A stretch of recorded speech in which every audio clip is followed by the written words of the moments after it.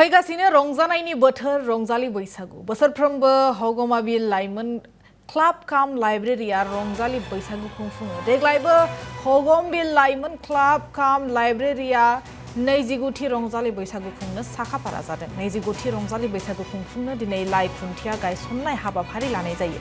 बे हाबाफारियाव आलासि महरै मानव सेभा सन्ध NCAनि आफादगिरि एबा दत'मा बियाबनि कंग्रेस दलनि बिजाथि बिरखां बर' बिथाङा बाहागो लाना लाइ खुन्थिया गायसनना होयो।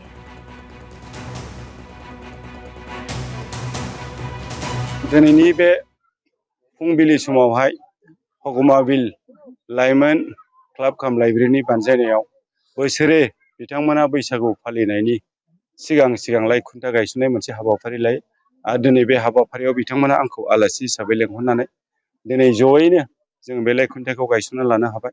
थ' बिथांमोनखौ आं आंनि गोसो गोरबोनिफ्राय रोजा रोजा साबायखर आरो अननाय जासिहरबाय।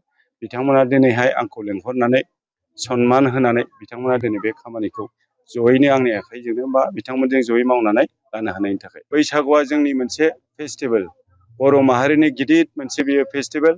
बे फेस्टिभेलखौ जोङो रंजा बाजायैनो बरायनानै बिदाय होनाय समसिम जाहाथे जों बयबो बेखौ डिसिप्लिन मेनटेन खालामनानै मोजाङै फालियो।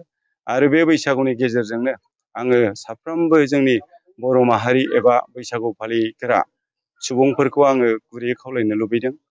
बे बैसागुखौ जोङो एबारावहाय गाजा गोमजासिनैबाबो एबा मोजाङै खालामसिननानै जाहाथे जोंनि गेजेराव मोनसे मोजां परिबेस लाबोयो। इयुन जोलैफोरनो जोङो मोजां मोनसे नेरसोनथि देखायलाङो।